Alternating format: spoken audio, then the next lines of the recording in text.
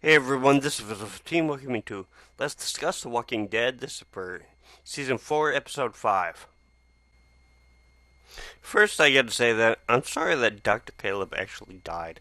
Um, I know that we really didn't get to know his character, but, you know, at least he was kind of in charge, at least as far as the triage actually was concerned, so. Because one of the basic rules in triage is that you save whoever you can, so. And Herschel was basically just trying to save everybody, which really was not going to work out. So um, at least Caleb kept a couple of guns like under his bed. So um, and at least he had the foresight to make sure that his door was closed when he knew that basically he wasn't going to survive. So. And one thing about Maggie that I noticed last night, um, I don't know if it's because she was wearing like that body armor or whatever, but she looked really hot in the episode. At least I think so. I really don't get the fact that they had to take the already dead out on gurneys and then stab them in the head. For me, anyways, I would know that that was the inevitability that they would have to do it. Um, yeah, I understand their point that they kind of didn't want to do it in front of people to kind of give them a little bit of hope that hey, that you are going to survive this. But yeah, just realistically, I knew it would have to be done, so I'd be okay with it if I was there. Um, I'd be a little afraid that they'd be doing it too quick and stuff, like maybe kind of like what they were doing like in the 19th century or whatever, when they would actually bury people alive because they wouldn't really know that some people would actually just slip into comas and stuff and would actually wake up like when they were like already buried in the ground. Um, that's why a lot of coffins and stuff back at that time, they had like little bells that you could ring just to make sure that people could hear you when you were actually live. But um, yeah, they don't do that anymore. So at least not in the United States. Their history list for the day. I don't know if Herschel was just blind at the moment or just kind of had a senior moment where he kind of forgot about it or what. But when he was actually going over to Sasha's cell to help her when she collapsed outside, he did see that somebody had died in one of the cells, and the cell door was open. So I don't know, but he just kind of forgot about it and decided to have like an actual talk with her. Because you would think that he would have spent like 5 seconds or whatever and at least close the door, but eh, I don't know. So um, kind of glad that he did at least save shot Sasha. So because I kind of like her character. I'm not sure if everybody does, but I do. So I think one of the main reasons that I do is that her being around kind of gives Tyrese a little bit of comfort, a little bit of a reason to actually stick around, that kind of thing. So, and I like Tyrese's character also, so because he's kind of what I would consider a lot of people to be in a zombie type apocalypse. They're mostly, but fragile enough where if something major happens, they'll just kind of break apart at least for a while, and hopefully they won't be in a situation, or at least they'll have people around to keep them from actually dying. So I do agree with Adam Savage's idea, but not using wood to help support the fence because that's a pretty humid area, and those wood logs are really not gonna last a long time. I do, however, have to disagree with him a little bit on using steel to reinforce the fence. No, steel is really strong and stuff, but because it's so human and stuff, unless it's coated with like zinc or whatever, it's gonna rust. Um, plus, you would actually have to forge it. Um, I know that you could probably use like blowtorches and stuff on it, but yeah, to get the shapes that you really want to do, you'd have to forge it, and I think if I remember correctly, the melting point of iron is like 2,400 degrees Fahrenheit. I think. So what I think would probably be a little better would probably use like aluminum. Um, Aluminum, of course, won't rust. The melting point is a lot lower than it is for iron, so I think it's like 600 degrees Fahrenheit. Um, Plus, there's a lot of houses down there, so some of them have at least gonna have like aluminum siding, so um, be pretty easy to get them. Plus it'd be a lot lighter. So, and I'm sure you could go over to like a dump or a recycling place or whatever, um, pick up a whole bunch of aluminum cans, which really wouldn't weigh a lot. You could probably just put on like a flatbed truck or whatever and bring that into the prison. Melt them down, and then you could make like aluminum beams or whatever. So, um, I think that would probably be a little better than using steel, but um, I know that they're a little bit weaker and stuff. But if you want to do it like he was saying with triangulating supports and stuff for it, I think it would probably be sufficient. Um, and one of the other things that I was thinking of was along the fence. Why didn't they just kind of broaden the amount of sharp sticks that they have? Like those really sharp ones that are kind of by the gate. Um, you would think that they would have that like all the way around. So um, I know you couldn't do it like at that point in the story because there would just be way too many walkers around there. But the other thing that I was thinking was maybe they could bring some like old abandoned cars or whatever. Maybe take the wheels off them, at least the tires, so that none of the walkers could actually get underneath it. Because Rick almost got a big chunk taken out of him by that walker was able to go um, pretty much under the fence. I think that anyways, they should set a couple of cars there, just make a little extra buffer. But uh, who knows? Yeah, maybe they just didn't think of it.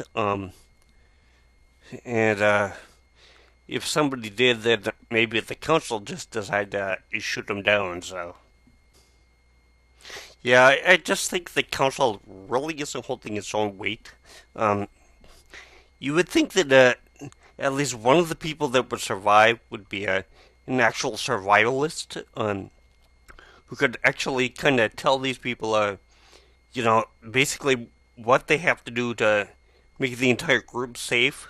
Um, one of the things that I was thinking of that they mentioned last night was putting large holes or whatever kind of around there. So um, I think what they should do is not only should they have like a couple of large holes and stuff like the governor did to trap walkers, just have them around for those little games that he had. But I think every once in a while, in like random spots, they should have like tiger traps. Um, they were used in the Vietnam War, both against like the Americans and the Australians and the French before that. Basically, what it is it's a hole with spikes on the bottom, and there's these two round cylinders that spin around, and they got spikes on them also. They're basically meant to maim people, and usually they're covered with like leaves or whatever, so that nobody knows that they're there. I think it'd be a good way to actually take out a couple of walkers. Plus, if you're an actual human being that is meaning the people in the prison harm, and you can see that around there that those things are basically in random spots. Maybe it's gonna make you decide to move on and head for an easier target. Okay, enough with my own ideas. Let's get back to the actual episode. Um, yeah, I was kind of happy that Rick decided that um, the situation finally warranted to ask for Carl's help. I know that basically he's just trying to protect him, but this was a time where basically nobody else was there. That he had to have somebody kind of help him out. Of course, it didn't really work out too well, but at least as far as the fence was concerned, well, fence is. Um, but you also got to think that if he did not ask for help at all, he would have just been eaten so quick. Um, Either the walkers would have gotten to him before he reached the actual tower, or um, he wouldn't have been able to hold all of them off just by shooting that one machine gun. So, yeah, I'm really glad that he decided to let Carl help him. Uh, and I think at one point when he got thrown that clip by Carl, after he had shot that walker in the head, you could really tell on his face that he was looking at Carl like okay, he's a man now. So um because how else are you could do it? So um are you're not gonna give him like a bar mitzvah or anything? So I think that this was the battle that turned Lizzie from being a semi-normal girl to being a real psychopath. So um I don't think that she's gonna become like a mass murderer or anything like that, but who knows? I kind of wonder if maybe the governor, when he goes through, is actually going to survive the battle or whatever. I don't think that he will actually do that much at the prison. He might force the people out. That'll probably be like the mid-season finale or whatever. But what I kind of think that he might do is he might actually capture Lizzie, and she is going to be the one that is going to basically replace his daughter that died. Um, so he won't have as much of a personal thing against Michonne. Still have a little, but not quite as much as before. So because I just look at Lizzie and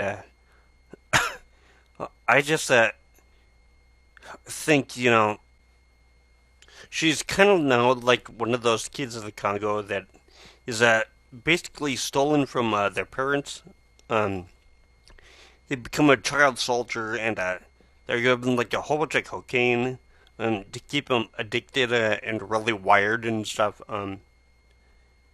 That's kind of the situation that I think she is in now. So, not totally sure what is going to happen with their little sister. Um, who knows?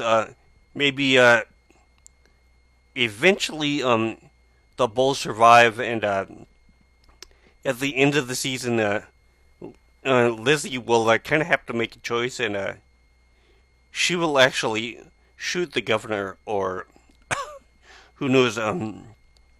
Maybe she will have a gun with like no bullets in it, and we'll take a clicking shot at him, and once he finds out that he's been betrayed by her, she'll basically end up like Merle was. So, but I am so glad that they finally got over their fear of like everything that has to do with the Walker, because if you think back to like maybe season one, maybe even season two, nobody would really think to use that um air hose or whatever that they were able to take out the Walker. So because well, there'd be a risk of infection, of course. That'd be a thing that they were thinking, but of course everybody has it, so um, not really gonna do much. Plus, Glenn was gonna die 100% anyways if they didn't take it out. So um, at least this way he was given a fighting chance. One thing that I was wondering was how hard do you think that Daryl is actually gonna hit Rick when he hears that he kind of told Carol to get lost? I am thinking that not only is Rick gonna have a black eye for a while, but he'll probably get his nose broken. Some kind of thing that would leave a mark or a scar on Rick's face, so that every single day when he would look in the mirror, he would know that he really messed up. So, because I think Carol is the main reason that he decided to even come back to the group in season three instead of just moving on. I will end off tonight giving kudos to the guy on the Talking Dead last night who was talking about how maybe Bob was a plant put there by the governor. Um, because that is definitely something that I had never thought of. I originally thought, like Chris Hardwick said, he thought that maybe the governor was in the prison, and he was the one that was feeding the rat to the walkers out there. But yeah, I'm really surprised that he's outside the prison. And you know, if you look at Bob, there are so many times that he screwed up. Like an unbelievable amount of times for him to actually survive on his own for as long as he did. The thing in the season premiere, where he was just going after the bottle and the um, shelf or whatever collapsed on him, that could be understandable, but in episode 4, when he was hanging on to that bottle that he got, yeah, you would think that if anything, he would just let it go because a lot of the walkers actually scratched him or bit his hand or whatever, and then they would have to put him down.